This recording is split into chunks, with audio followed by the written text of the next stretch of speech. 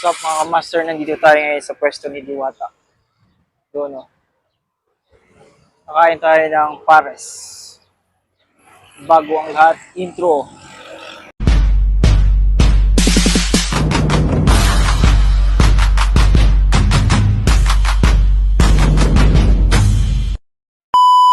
Makita niyo mga master oh.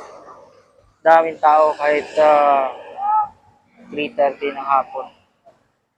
Malapit lang siya sa bridge mga master. Tapos yun na yung MOA.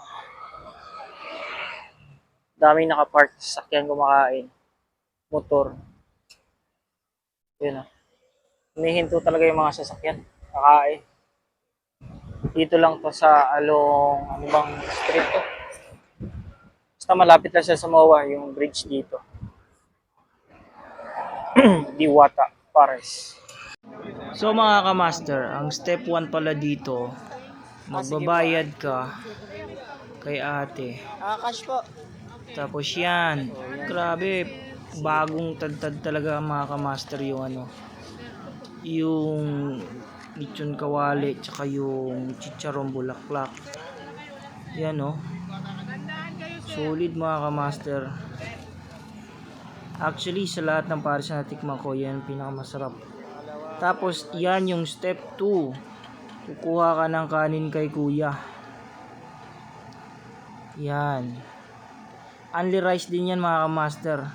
Napakamura mga ka-master, 100. Ano na siya, only sabaw, only rice, may free soft drinks. Ang daming tao mga ka-master, pumunta ako dyan na around 3:30. Tapos yan na yung step 3, kukuha ka na ng sabaw. Bibigyan ka ni kuya. Yan, ang linis ng ano ni Diwata mga ka-master. Yun, daming tambay. So yun, kumuha na rin ako ng aking sabaw. So yan, meron siyang free soft drinks. Yan yung pares.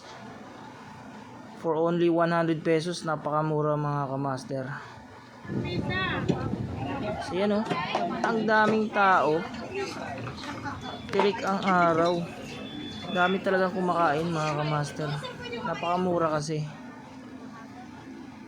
Tayo lang ako kumain dyan. Ayan, may mga estudyante pa.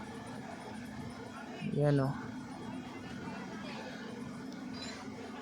Ang dami nila. Tapos mga riders din. Tapos nakita ko si Diwata. Ayan, picture namin. Thank you for watching.